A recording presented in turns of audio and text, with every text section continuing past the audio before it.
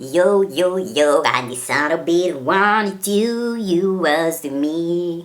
Ain't get why. Oh oui. Salut tout le monde, c'est Dylan, j'espère que vous allez bien. Alors dans cette vidéo, j'ai décidé de regrouper pour vous tous mes conseils skincare. Alors, je sais que cette vidéo, elle a été très attendue. Beaucoup de gens dans mon entourage qui me considèrent comme une espèce de gourou du soin et du bien-être. Je ne sais pas pourquoi vous m'avez collé cette étiquette. C'est pas parce que j'ai fait 4 soins du visage sur Snap que tout de suite, oh papa, bougla ça, Non, faut pas, faut pas. Alors, si je vous partage aujourd'hui ma routine skincare, c'est surtout parce que ça fait des années que je suis à la recherche de remèdes, de traitements pour lutter contre mon acné. J'ai essayé vraiment les produits du commerce, j'ai essayé les recettes de grand-mère que je trouvais sur Internet et honnêtement, il y a eu des flops. Ça fera l'objet d'une vidéo, mais franchement, je vais pas mâcher mes mots sur les marques qui vont passer dedans. Mon Dieu, vous allez souffrir comme j'ai souffert. Justement, en parlant de souffrance, je tiens à dire que je ne suis pas d'accord avec la petite phrase qui dit que il faut souffrir pour être beau ou belle. Parce que vous allez me dire qu'un produit vous pique, vous brûle, vous irrite la peau, le visage. Dans votre tête, vous êtes tellement conditionné au fait que c'est en train d'agir pour que j'ai des résultats, que vous n'allez pas vous rendre compte qu'en fait, c'est en train de vous niquer la peau. Et c'est justement là qu'intervient le message de la vidéo. Je veux que vous appreniez à écouter votre organisme. Quand votre peau vous dit stop, c'est soit par boutons, rougeur, démangeaisons aussi, plaques, tout ce que vous voulez.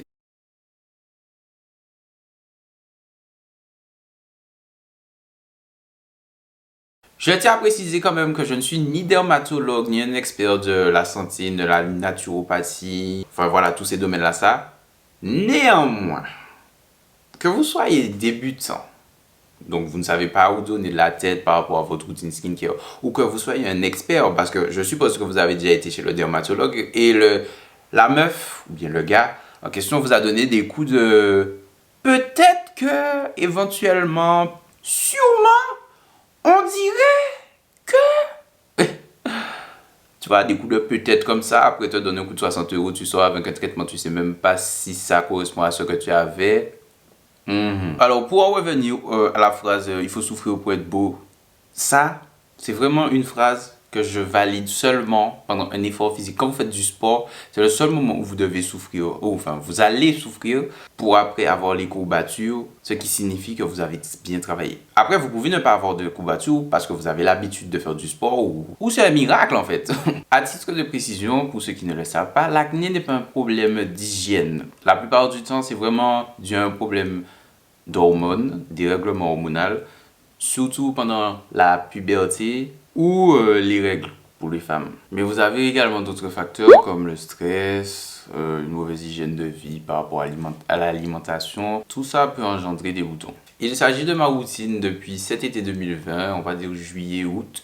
Et je vous la partage parce que je suis en train d'observer une amélioration de l'état de santé de ma peau, que ce soit au niveau des boutons ou des taches d'hyperpigmentation. Et franchement, je vous jure que les produits, quand je les utilise, je suis content parce que ça fait pas mal. Et en plus, ça marche. Mais comme ce sont des trucs naturels, j'ai conscience que ça prendra du temps. Si je dois mourir avec des taches, ça fait pas 2 jours qu'elles sont là. Ça fait des années. Je suis pas pressé. Je me donne 3 ans, 3-4 ans encore pour avoir une peau nickel, net. Du coup, là, on va voir ce que je fais à l'extérieur parce qu'il y a aussi des choses que je vais faire en interne afin d'améliorer la qualité de ma peau. Et au fait, c'est pas parce que je vous donne les soins dans un certain ordre ni dans le même ballon que vous devez rester fiché là-dessus. Comme la majeure partie des soins sont faits avec des ingrédients naturels ou presque naturels, donc les personnes qui sont fanatiques du ploum-ploum et des parfums industriels, mis à part si vous voulez changer vos habitudes de consommation, vous avez frappé à la mauvaise porte. Désolé. J'espère que vous allez kiffer la vidéo et que j'aurai répondu à toutes les questions que vous me posez de manière récurrente. Sinon, en guise d'introduction, pour moi, ce sera tout. Et les gars, ça fait 10 fois que je recommence juste l'intro de la vidéo. Donc, je t'invite d'ores et déjà à prendre des notes parce que là, c'est un cours de skincareologie. Je sais pas si ça existe, mais franchement, si vous kiffez comme moi, mettez un pouce bleu. Et puis bien évidemment, dans 3, 4, 5, 6 mois, quand vous aurez testé la routine et que vous l'aurez adoptée, j'attends vos retours. Venez me voir en DM. Si je mets les réseaux sociaux. Bon, maintenant, je pense que je vous ai dit tout ce que j'avais à vous dire, ou pas, parce que bon, c'est quand même long déjà une intro de 5 minutes, car ouais, j'ai déjà fait le montage, et oui, vous n'êtes pas à perdre de temps, hein. Avant de commencer à toucher votre visage, la première chose que je vous invite à faire, c'est de laver vos mains et de couper vos ongles, juste pour une question d'hygiène. Il y a des fois, moi aussi, j'oublie, entre quand je suis dans la salle de bain, que je change de musique, j'avais déjà lavé mes mains, après je continue à palper mon visage. Voilà, c'est des petits oublis comme ça, mais voilà, il faut que ça devienne un petit automatisme. Avant que vous ne touchiez votre visage, il faut avoir les mains propres. Je ne parle pas de la solution hydroalcoolique, ça... Une fois que vos mains sont propres et que vos ongles sont coupés, on peut commencer la première étape de la routine. Donc la première étape de la routine, c'est le gommage. Un gommage que je fais maison avec de l'huile végétale et du sucre roux. Vous pouvez également remplacer le sucre roux par du marc de café. Donc le gommage, en général, je le fais une fois par semaine en fin de semaine pour pouvoir partir sur une base neuve, une peau propre. Ça permet de retirer les peaux mortes et décoller les saletés de la peau, désobstruer les pores. Alors mon ressenti depuis que j'utilise ce gommage, c'est que ma peau absorbe mieux l'hydratation que je lui apporte. Elle est plus douce, c'est-à-dire qu'après mon gommage, des fois j'ai tendance à me caresser en dessous des yeux là, c'est tellement agréable, ça donne envie de dormir. Néanmoins, je tiens quand même à mettre un bémol là-dessus, c'est que les gros grains de café ou de sucre peuvent irriter les peaux sensibles. La deuxième étape de ma routine, ça va être de laver mon visage avec un savon au soufre que j'ai acheté à la boutique Au Cœur d'Afrique qui se situe à Pointe-à-Pitre. Il s'agit d'une entreprise locale guadeloupéenne qui est dirigée par une femme noire. Donc, je soutiens totalement l'initiative. Depuis que j'ai découvert cette marque-là sur la chaîne de la youtubeuse Hello Nini, je vous mettrai sa chaîne en barre d'infos. D'ailleurs, je vous invite à aller regarder ses vidéos. Si vous aimez les sujets un peu éveil de conscience, améliorer sa consommation, tout ça, c'est une youtubeuse un peu santé, beauté, bien-être, si je peux définir sa chaîne comme ça. Alors, pour parler rapidement de la boutique Au Cœur d'Afrique, la dame propose une panoplie de savons naturels solides. Il y a de l'argile, rose, bleu, jaune, vert, marron, orange, turquoise. Enfin, il y a de toutes les couleurs, des couleurs, je savais même pas que ça existait. Bon, j'invente, c'est quand même quelques couleurs, j'espère que vous vous en êtes rendu compte. Vous avez aussi du coco, du karité, du miel, du soufre, du curcuma, du moringa, de l'agrumes. Enfin, on dirait vraiment des petits gâteaux. Elle propose aussi des beurre de cacao, beurre de karité, des huiles végétales, des macérats huileux, des savons liquides aussi, savon noir. Il y a le savon noir aussi solide. Pour l'achat des produits, je vous encourage vraiment à aller sur place. Après, les produits en eux-mêmes sont pas chers. Vous avez des savons pour 2 ou 5 ans. Je sais qu'avant, quand j'allais là-bas, vous avez acheté 5 savons, le 6e était offert, donc c'est très intéressant. Moi, je pense que je vais acheter une vingtaine d'euros de savon au soufre. Les membres de ma famille aiment le savon au curcuma, ben je vais prendre ça, puis je vais essayer les autres aussi pour voir qu'est-ce que ça donne. Leur beurre de karité aussi, je vais tester pour voir ce que ça vaut. Je pense que ça va me servir de crème après soleil. Alors, la fréquence à laquelle j'utilise le savon, c'est tous les jours, matin et soir, pendant 30 secondes à 1 minute. Si j'ai la peau grasse ou normale, parce que ça change. Si vous avez la peau sèche ou très irritée, je vous conseille de laver votre visage uniquement avec le savon le soir. Parce que c'est après avoir passé la journée dehors, transpirer, tout ça, votre visage est plus susceptible d'être sale le soir que le matin quand vous avez dormi, vous venez de vous réveiller et tout. Le matin, quand c'est comme ça, quand votre visage il est super irrité, je vous conseille juste un lavage à l'eau claire. Ça suffit amplement. Ne faites rien dessus qui pourrait aggraver la situation. Alors désolé, comme je suis myope, je vois que dalle sur l'ordinateur. Et comme j'utilise les ring lights, si je mets mes lunettes, ça va être trop désagréable pour vous déjà de regarder la vidéo avec deux ronds dans mes yeux là. Tout ça, c'est énorme. Donc les points positifs que j'ai relevés depuis que j'utilise ce savon, c'est que ça atténue considérablement les taches d'hyperpigmentation. Ça hydrate le visage. Ça veut dire que si vous avez la peau sèche en vous réveillant et vous utilisez le savon, ça fait comme un effet de renouveau, jouvence. Votre visage, c'est comme s'il avait jamais été sec. Quand vous utilisez le savon après le gommage, ça enlève le film gras. En plus, le savon, il lave en douceur, il est non agressif et il n'est pas cher. Voilà. Et après, bien évidemment, après avoir fini de le laver, je laisse pas poser. J'avais essayé de faire ça une fois, ça me piquait un peu. Là maintenant, on va passer à la troisième étape de la routine. C'est un soin que je fais généralement quand j'ai des boutons. Ce soin, c'est un cataplasme ou un masque à l'argile verte. Ce soin-là, je l'utilise à une fréquence d'une fois par semaine, juste après le savon en général, ou le gommage. Enfin, ça dépend dans quel ordre je fais les choses. Mais en gros, ça va me permettre d'assécher les boutons, de purifier et de détoxifier ma peau. Depuis que j'utilise ce masque, ce que j'ai relevé de positif, c'est que ça assèche les boutons, ça permet de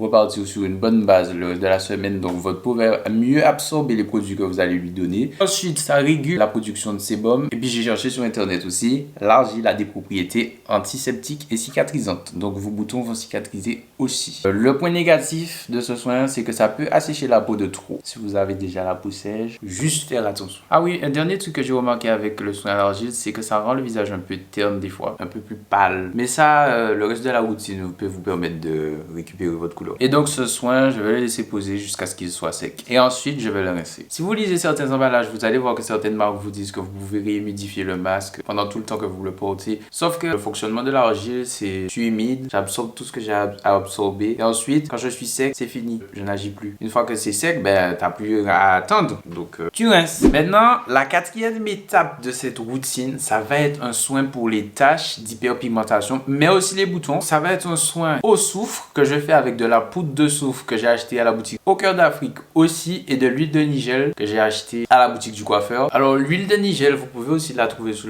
la dénomination huile de cumin noir. C'est la même chose. Alors, le soin au soufre, en général, je le fais pas à la fin de la semaine avec les autres soins, mais je le fais au cours de la semaine, au milieu de la semaine, et je l'applique sur les zones à traiter pendant 10 minutes à 1 heure, enfin bon. Cependant, il faudra veiller à éviter le contour des yeux parce que je sais pas si c'est l'huile ou si c'est le soufre, mais quand je le rince des fois et je vais dormir, j'ai les yeux qui piquent, qui me brûlent. Faites attention à vos yeux. Il faudra éviter d'inhaler parce que ça peut être dangereux pour les voies respiratoires. Alors, les points positifs que j'ai relevés depuis que j'utilise ce soin, c'est que ça atténue considérablement les taches d'hyperpigmentation et les boutons. Franchement, c'est magique. Sur l'emballage, c'est écrit que le soufre est recommandé dans le traitement des taches, de l'acné, des eczémas et des problèmes de peau en général. Néanmoins, même si c'est un super produit, j'ai reçu un témoignage d'une collègue à moi quand j'étais en stage qui m'a dit que le soufre, ça lui avait brûlé la peau. C'était un peu inquiétant.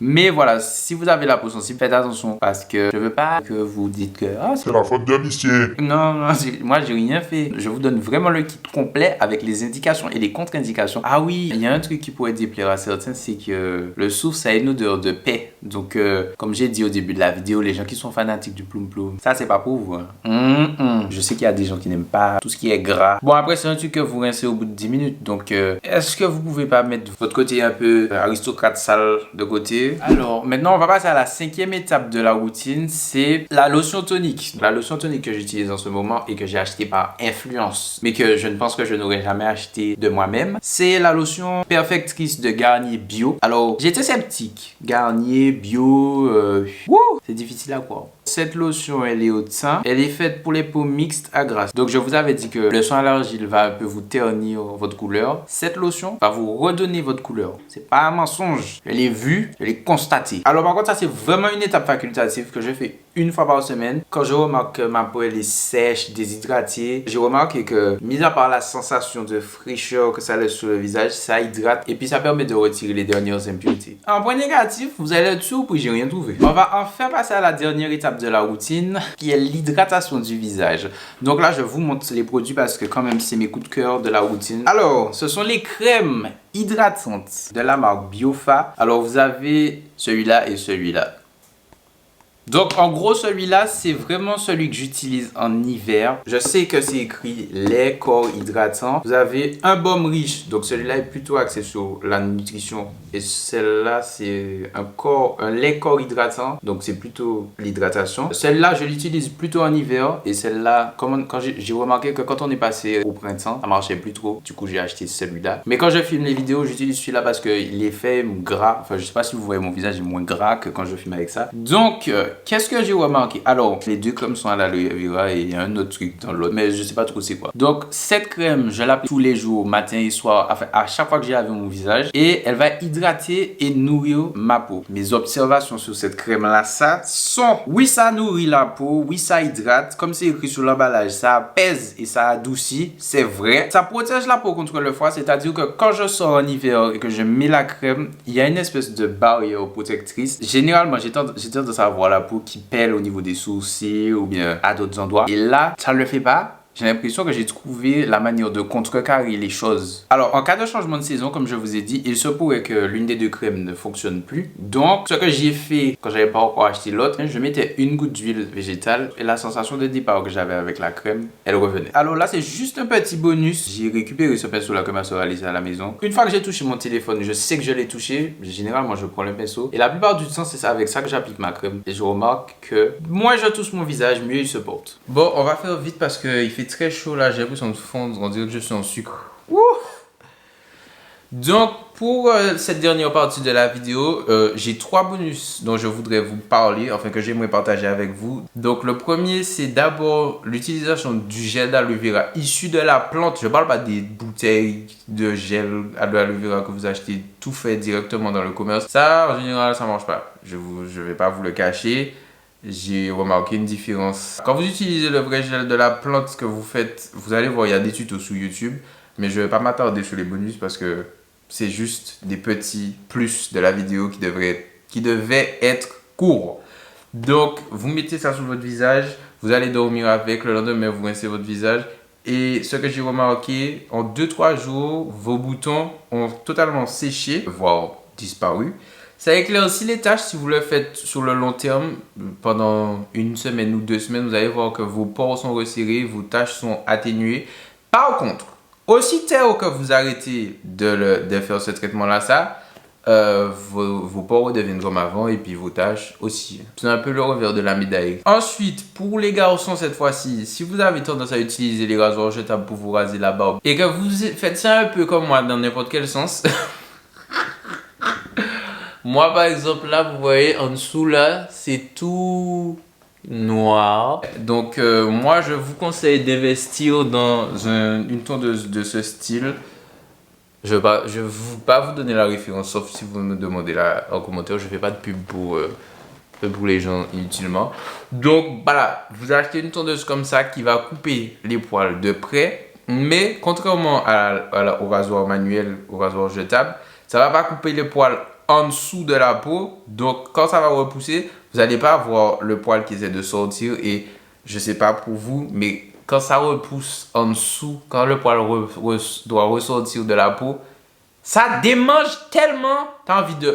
Moi, dernièrement là, j'ai fait l'erreur de faire ça parce que je voulais faire une photo. J'avais envie d'arracher ma peau. Et je me suis dit plus jamais. Mais je fais ça des fois, comme vous l'aurez compris, pour les grandes occasions, pour faire une photo. Et le dernier bonus que je vous partage dans cette vidéo, ce serait de dormir sur une tête d'oreiller en soie.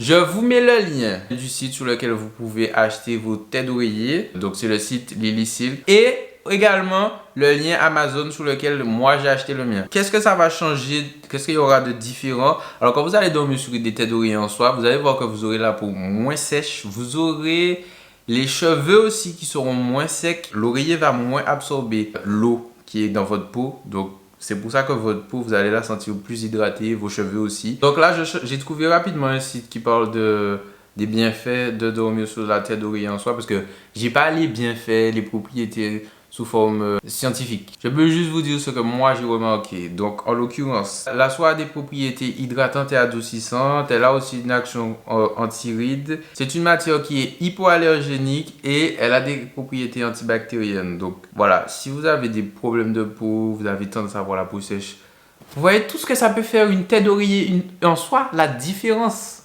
Ah, moi franchement, je vous encourage à vous procurer des têtes d'oreiller en soie. Je ne sais pas pour vous, mais quand j'entends le mot soie, pour moi, c'est vraiment un tissu de noble. C'est pas n'importe qui moun qui a dormi en les têtes d'oreiller en soie. Après, je ne dis pas que je suis quelqu'un, mais voilà. C'est le dernier truc que je voulais partager avec vous. Maintenant, la vidéo, elle est terminée. J'espère que la vidéo vous a plu. N'oubliez pas de liker, de vous abonner, d'activer la cloche de notification. On se retrouve la prochaine fois pour une nouvelle vidéo.